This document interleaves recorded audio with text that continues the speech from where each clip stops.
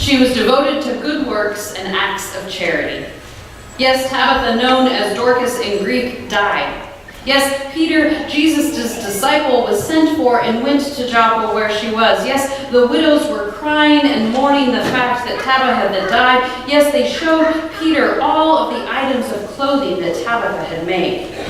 Yes, Peter instructed everyone to leave Tabitha's room and brought her back to life. Yes, Tabitha was resurrected. Yes, it was quite the scene when a woman who was well known in her community was no longer living and then suddenly was alive again. And of course, yes, this is all post-Easter, after Jesus himself had died and been resurrected. This is when we have this unique story with many different avenues to travel. Resurrections were in the air, yet we need to return to the beginning of the passage. She was devoted to good works and acts of charity. This is the road we are going to travel. This past Tuesday, I traveled to Portland to join the program managers meeting of the Direct Services of Ecumenical Ministries of Oregon, EMO. For the past 8 years or so, I have served on the Community Ministries Committee of EMO, which oversees the direct services of this nonprofit organization. At our quarterly meetings, we discuss the different operations, budgets, and changes that are happening. We also assess what it would look like if a direct service were to be added in a particular area. Attending this meeting was a new thing for our committee. It was a way for the program managers to develop a better connection and line of communication with those of us who are connected to the EMO board. In this way, we hear more of their concerns and provide for them a stronger relationship to EMO as a whole, putting faces to the broader picture. For me personally, it was impressive to be included in this meeting, to listen to the inner workings of their programs, and to see how they are impacting the wider community, because they are making a difference. There's the HIV/AIDS Day Center that offers a place for those living with HIV or AIDS to eat meals, receive services, and build community. The Criminal Justice Ministries program providing resources for those impacted by incarceration and working towards restorative justice for victims, offenders, and the community. Russian Oregon Social Services, ROS, that supports Russian-speaking refugees and immigrants in the Portland metro area. This includes cross-cultural education, community orientation, and domestic violence and sexual assault services, connecting them to safe resources. Sponsors organized to assist refugees, SOAR, that resettles refugees, helps them find stability and security, and connects them to refugee communities, including assistance with legal matters. These programs, plus other direct services that EMO offers, meet people on the ground where they are, to move them in a direction that improves their lives and helps them to know they are included. They are loved and welcomed. They have people they can turn to and rely on in difficult situations. They have avenues to travel that might not be possible to find on their own. Relationships are built, accountability is developed, communities are formed, lives are changed. All because these program managers, EMO, and many volunteers are saying yes to being present for those around them. All because they are devoted to good works and acts of charity. They are engaging with others as Tabitha did in her community long ago. They are changing things for the better. Tabitha did that. She changed things for the better. She made a difference in her community. That is apparent by the passage we just heard. The widows showed what she had made for her community to Peter. They were proud of those articles of clothing. They represented Tabitha and her dedication to them and to all of the community members. They clearly loved Tabitha. And as it said, she was devoted.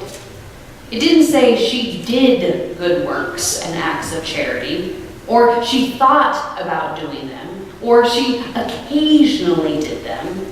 It said she was devoted. It was her being devoted to this way of being. Devotion is a big word. It entails a focus and a lifestyle. It means this was a constant, something that dictated her life on a regular basis. That is evident by how her community responded when she died.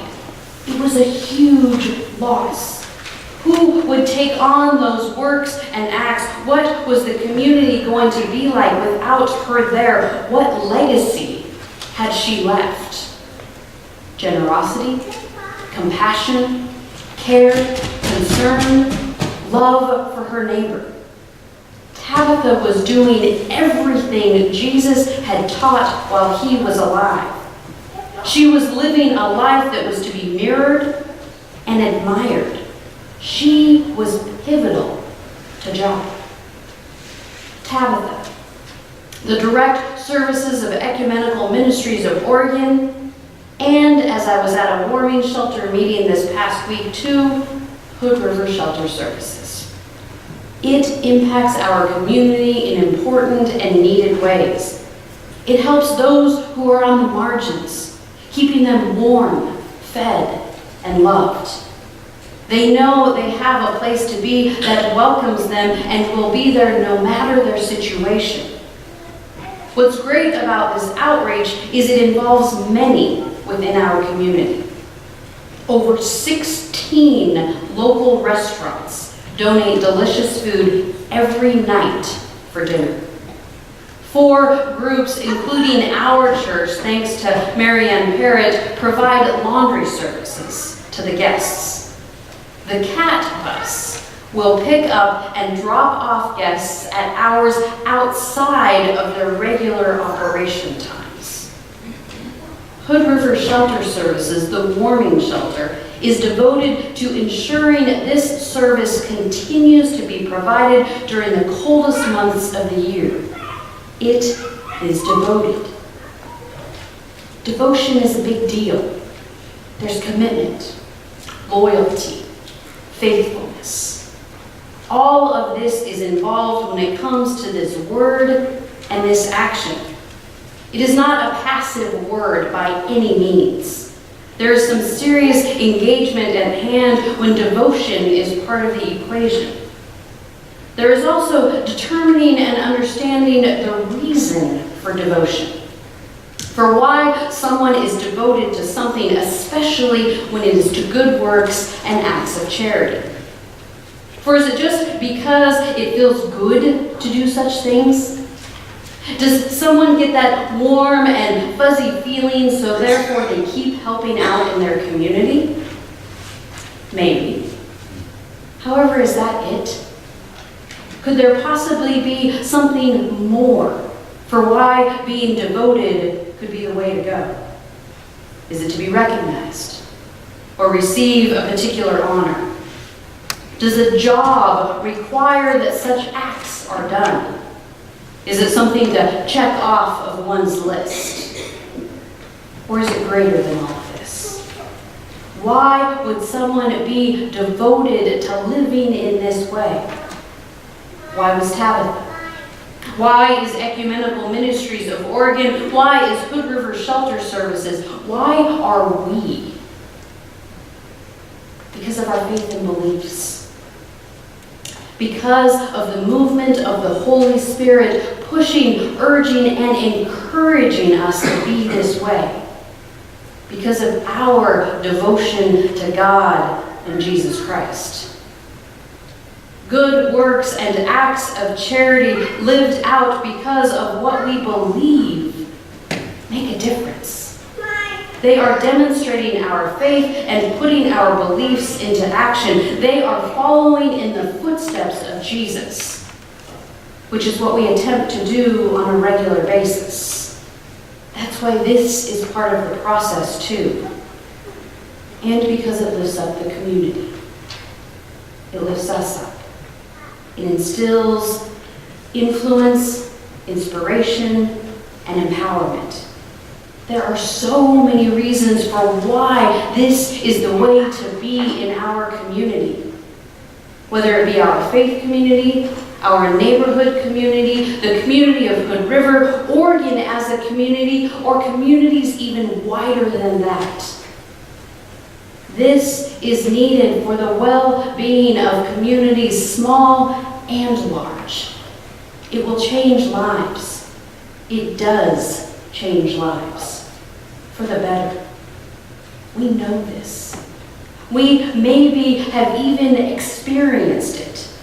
Maybe we have been on the receiving end of acts that which, like Tabitha, had been devoted to. The clothing that she made, the good works that she lived. She is to be a role model. And she is to be thanked by how we live our lives, by what we are devoted to how we enhance our community. Because it has to happen. We are called to make it happen. It is our mission, our responsibility, and our privilege. It isn't a chore or a pain or even a task to get checked off. It is to be our legacy, to be what we strive for, to change the lives around us in meaningful and positive ways, to demonstrate we are serious about taking these steps to raise up our community. We do this by engaging with organizations that are already doing it, by starting our own thing within our community, by taking actions as individuals, by being devoted today and all the days to come. For that is what keeps our communities going. That is what meets people where they are at. That is how those on the margins receive services and are welcomed in. It's about bringing it all full circle and being Jesus' disciples. That is who we are. That was who Tabitha was and what she did. Now we are to continue that legacy and create our own. Live in such a way that others will say of us, they were devoted to good works and acts of charity. They were. That means we are to be. Will you pray with me?